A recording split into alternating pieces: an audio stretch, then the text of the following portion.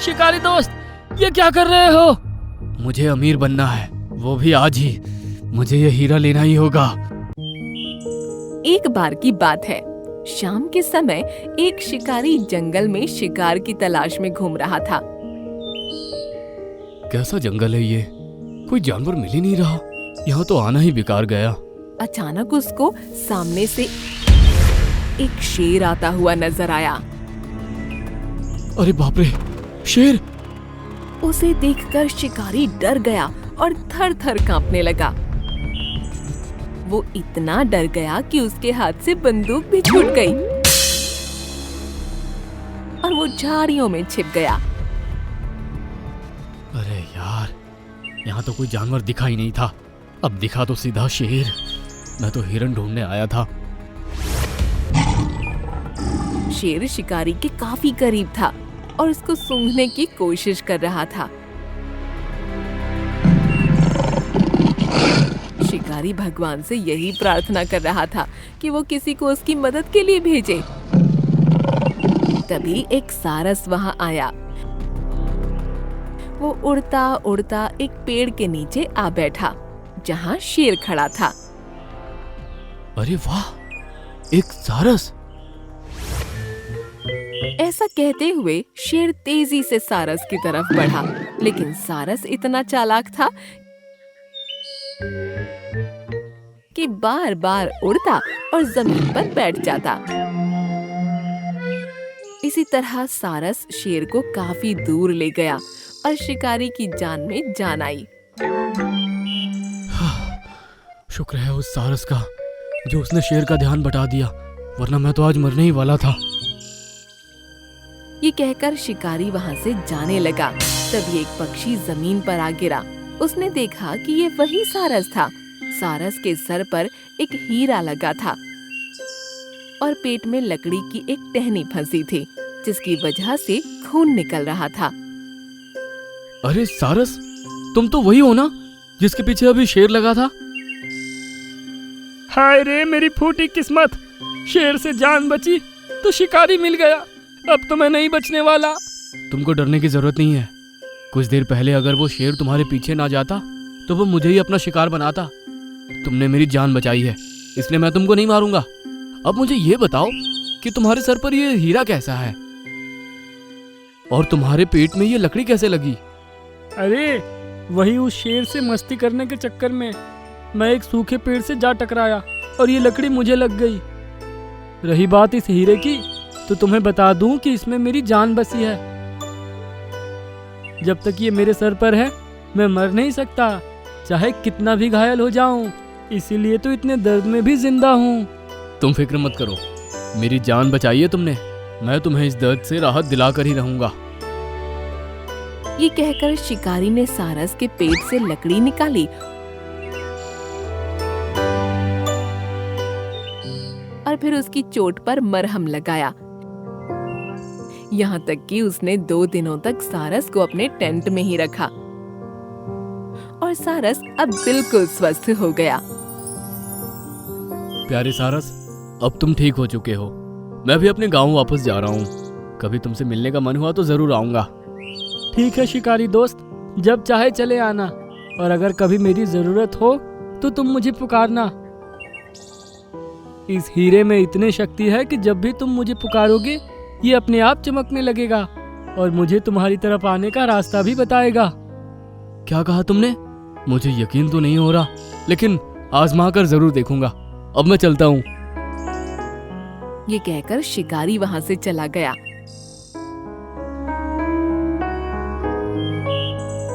अब कुछ महीने बीते तो शिकारी के पैर में चोट आ गई। उसने उसका इलाज करवाया, लेकिन फिर भी वो कुछ ही कदम चल पाता था। ये मेरे साथ अच्छा नहीं हुआ। कोई काम करके पैसे भी नहीं कमा सकता। अब तो शायद ऐसे ही घर में पड़ा पड़ा भूख से बिलखता हुआ मर जाऊंगा। वो हताश हो ही रहा था कि तभी उसको सारस की याद आई। प्यारे सारस, मुझे तुम्हारी जरूरत है। जल्दी मेरे पास आओ। उसके इतना कहते ही कोसों दूर जंगल में खड़े सारस का हीरा चमका और उसको पता चल गया। अरे शिकारी मुझे बुला रहा है। मुझे जाना होगा। ऐसा कहकर सारस उड़ चला और कुछ ही देर में शिकारी के घर पहुंच गया। अरे प्यारे सारस, तुम्हारी बात सच थी, तुम तो वाकई में आ गए। बताओ शिकारी दोस्त, क्या तुम किसी परेशानी में हो? ये सुनकर शिकारी ने सारस को सब कुछ बता डाला, जिसे सुनकर सारस बोला, तुम्हारी बीमारी तो मैं ठीक नहीं कर सकता, लेकिन मैं तुम्हारे खाने की परेशानी दूर कर सकता हूँ। ऐसा कहकर सारस उड़ चला और कुछ देर बाद अपने मुंह में एक मछली दबाए वापस आया। ये लो शिकारी दोस्त, इस मछली को बनाओ और खूब मजे से खाओ। शिकारी इतना भूखा था कि उसने झट से मछली बनाई और फिर मजे से बैठकर खाने लगा। मजा आ गया। आज का तो हो गया प्यारे सारस, लेकिन आगे का क्या होगा? तुम फिक्र मत करो, मैं रोजाना तुम्हारे लिए इसी तरह कुछ न कुछ खाने को लाता रहूंगा। ये सुनकर शिकारी खुश हो गया। अब कई दिन गुजरे और सारस इसी तरह शिकारी को कुछ न कुछ रोजाना खाने को लाता रहा। फिर एक दिन शिकारी के पास एक खत आया। ये खत तो मेरे छोटे भाई का है। मेरे शिकारी भैया, मुझे तुमको ये बताने में खुशी हो रही है कि मैं बहुत अमीर हो गया हूँ और अगले महीने शादी कर रहा हूँ। मेरी शादी में जरूर आना। ये खत पढ़ते ही शिकारी आग बबूला हो गया और फिर उसने खत फाड़ दिया। मैं यहाँ सिर्फ खाना खाकर खुश हूँ, वहाँ मेरा छोटा भाई अमीर हो गया और शादी भी कर रहा है। यह तो मुझे कतई बर्दाश्त नहीं होगा। लेकिन अब मैं किस तरह अमीर बन सकता हूँ? ये सोचते हुए उसको सारस की बात याद आई और उसने फैसला किया। सारस के सर पर लगा वो हीरा अरबों का होगा। अब वक्त आ गया है कि मैं उस हीरे को लेकर अपने भाई से भी अमीर हो जाऊं। ये सोचकर उसने अपने तकिए के नीचे एक चाकू रखा और पलंग पर लेट गया। कुछ देर बाद सारस उसके लिए मांस का एक बड़ा सा टुकड़ा मुंह में दबाए आया। उठ जाओ शिकारी दोस्त, तुम्हारा खाना आ गया। ये सुनते ही शिकारी ने एक हाथ में चाकू पकड़ा और दूसरे में सारस की गर्दन। शिकारी दोस्त, ये क्या कर रहे हो? मुझे अमीर बनना है, वो भी आज ही। मुझे ये हीरा लेना ही होगा। ऐसा कहकर उसने सारस की गर्दन काट दी और उससे वो हीरा उखाड़ लिया। अब मैं बनूंगा अपने भाई से भी ज्यादा अमीर। तभी उसने देखा कि उसके हाथ में आया हीरा गायब हो गया और मरा हुआ सारस उसी के जैसा दिखने वाला एक शिकारी बन गया। ये सब क्या है? मैं भी तुम्हारी तरह ही एक शिकारी था। मैंने एक बार गलती से एक ऋषि को तीर मार दिया था, जिसने मरते मरते मुझे श्राप दिया था कि मैं एक सारस बनूंगा जिसके सर पर बेशकीमती हीरा होगा। मैं जंगल में ही भटकता रहूंगा और मुझे एक इंसान की जान बचानी होगी। उसके बाद जब वो इंसान मुझे इस हीरे को लेने के लालच में मार डालेगा, तब मैं फिर से इंसान बन जाऊंगा और ये श्राप उस पर चला जाएगा। ये सुनकर शिकारी हक्का बक्का रह गया। अगले ही पल वो एक सारस बन गया और उसके सर पर वही हीरा आ गया। जाओ सारस, अब तुम्हारी जगह जंगल है। तभी वो सारस बना हुआ शिकारी अपने आप जंगल पहुंच गया और उसको उसकी दुष्टता और लालच का दंड मिल गया। शायद तुमने ठीक से सुना नहीं। मुझे क्लेवर लोमड़ी कहते हैं। राक्षस कभी पेड़ पर बैठकर रोते नहीं। अगर तुम मुझे मार सकते तो अब तक मार देते, लेकिन तुम तो उदास बैठे हुए हो। तुम तो वाकई बहुत ही चालाक लोमड़ी हो। दुष्ट राक्षस बना सारस। एक जंगल में एक साधु तपस्या कर रहा था कि तभी वहाँ पर एक राक्षस हवा में उड़ता हुआ आया और उसने उस साधु की साधना को भंग कर दिया। ये क्या किया तूने राक्षस? मेरी वर्षों की तपस्या तूने भंग कर दी। मुझे ये करने में बड़ा मजा आता है। मैं तुझे श्राप देता हूँ कि तू आज के बाद अपने राक्षसी रूप में किसी को तंग नहीं कर पाएगा। राक्षसी रूप में तेरी जादुई शक्तियाँ काम नहीं करेगी। इतना कहकर वो साधु गायब हो गया। राक्षस उस साधु के श्राप का मजाक उड़ाता हुआ वहाँ से चला गया। तभी उसे वहाँ पर एक चीता नजर आया। देखो कैसे आराम की नींद सो रहा है, अभी इसको उठाकर फेंकता हूँ। राक्षस ने जैसे ही उस चीते को उठाया तो चीते ने राक्षस के ऊपर हमला बोल दिया। राक्षस की जादुई शक्तियाँ काम ही नहीं कर रही थीं। राक्षस अपनी जान बचाकर वहाँ से बड़ी मुश्किल से भागा। अरे ये क्या, उस साधु का श्राप तो वाकई मेरे ऊपर काम कर गया। अब मैं क्या करूं? ऐसे तो कोई भी साधारण मनुष्य या जानवर मुझे मार देगा। राक्षस एक पेड़ पर उदास बैठा हुआ था। उसी जगह से एक चालाक लोमड़ी गुजर रही थी। राक्षस को उदास देखकर लोमड़ी ने राक्षस से पूछा, मुझे इस जंगल में सब चालाक लोमड़ी कहते हैं, इसलिए मेरा नाम क्लेवर लोमड़ी है। चली जाओ यहाँ से, नहीं तो मैं तुम्हें मार दूंगा। शायद तुमने ठीक से सुना नहीं, मुझे क्लेवर लोमड़ी कहते हैं। राक्षस कभी पेड़ पर बैठकर रोते नहीं। अगर तुम मुझे मार सकते तो अब तक मार देते, लेकिन तुम तो उदास बैठे हुए हो। तुम तो वाकई बहुत ही चालाक लोमड़ी हो। तो फिर मुझे बताओ राक्षस, तुम्हारे साथ ऐसा क्या हुआ कि तुम इस तरह उदास बैठे हुए हो? शायद मैं तुम्हारी कुछ मदद कर सकूं। लेकिन तुम मेरी मदद क्यों करोगी? और वैसे भी मेरी कोई मदद नहीं कर सकता। मुझे बताओ तो सही, शायद मेरी बुद्धि में कोई ऐसी बात आ जाए जिससे तुम्हारी प्रॉब्लम सॉल्व हो सके। राक्षस सारी घटना क्लेवर लोमड़ी को बताने लगा। राक्षस की बात सुनकर क्लेवर लोमड़ी गहरी सोच में डूब गई। अचानक उसके चेहरे पर कुटिल मुस्कान आ गई। मैं तुम्हारी मदद कर सकती हूँ, लेकिन मेरी एक शर्त है। कैसी शर्त? पहले वादा करो तुम मुझे रोज एक शिकार लाकर दोगे। तुम खुद भी तो शिकार कर सकती हो। नहीं, इस जंगल का राजा बहुत ही दयालु है। अगर उसे जरा सी भी इस बात की भनक लग गई कि मैं जंगल के जानवरों का शिकार कर रही हूँ तो वो मुझे मार देगा। ठीक है, मुझे तुम्हारी शर्त मंजूर है। तो सुनो, उस साधु ने तुम्हें श्राप दिया कि तुम अपने राक्षसी रूप में अपनी जादुई शक्तियों का इस्तेमाल नहीं कर पाओगे। इसका मतलब ये है कि तुम अगर किसी और के रूप में आ जाओ तो तुम्हारी जादुई शक्तियाँ काम करने लगेंगी। लोमड़ी की बात सुनकर राक्षस के होठों पर मुस्कान आ गई।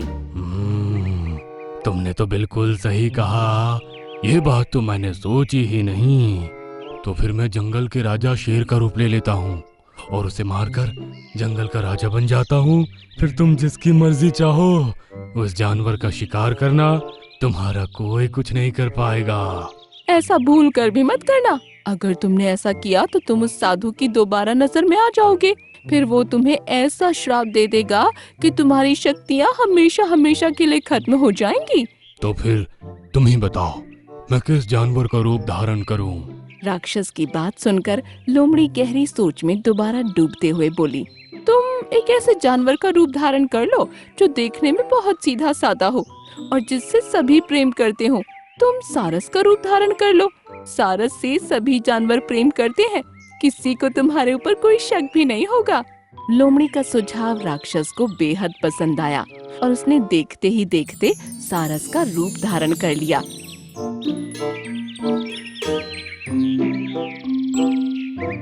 लोमड़ी उस राक्षस को सारस के रूप में सभी जंगली जानवरों से मिलाने लगी।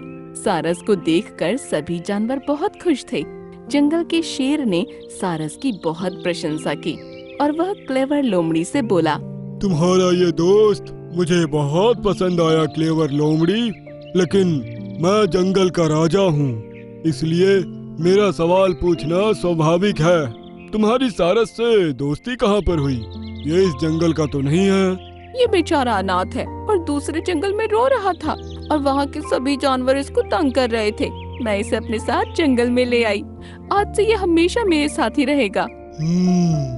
ये तुमने बहुत अच्छा किया। लोमड़ी उसी दिन से सारस के साथ जंगल में घूमने लगी। शाम के वक्त लोमड़ी उस राक्षसी सारस से बोली, सुबह से लेकर शाम हो गई, अब मुझे बहुत भूख लग गई है, जाओ जाकर मेरे लिए शिकार लेकर आओ।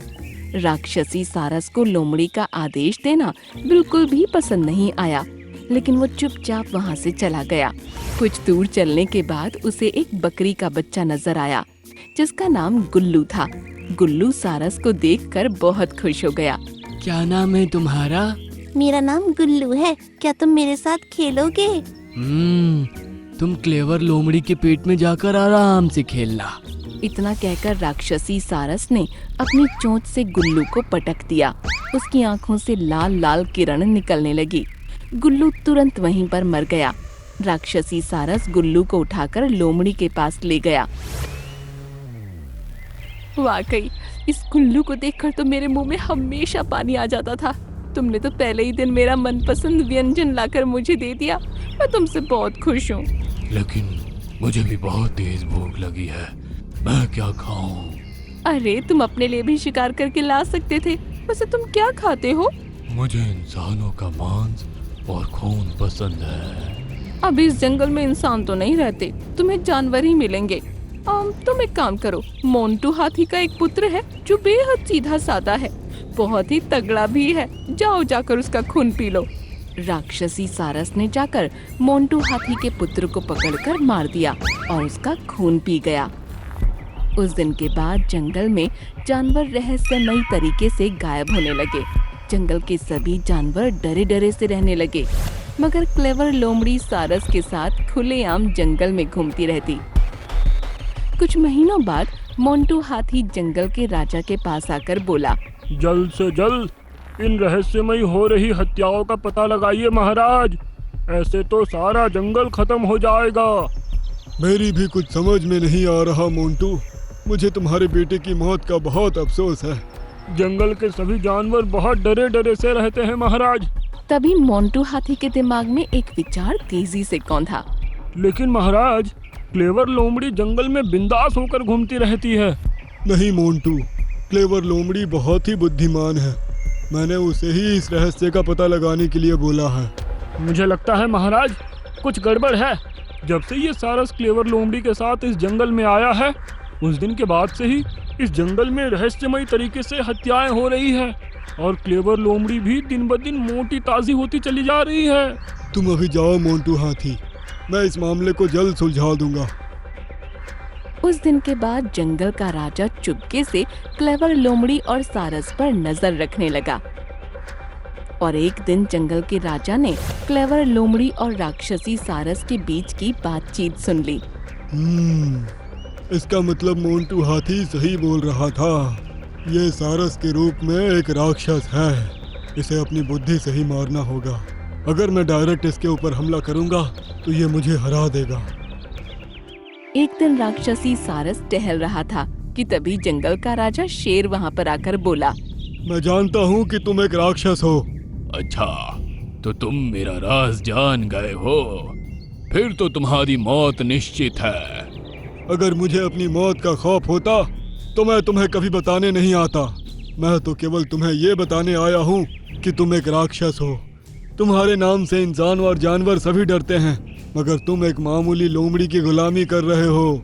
क्लेवर लोमड़ी तुम पर ऐसे हुक्म चलाती है जैसे तुम उसके गुलाम हो।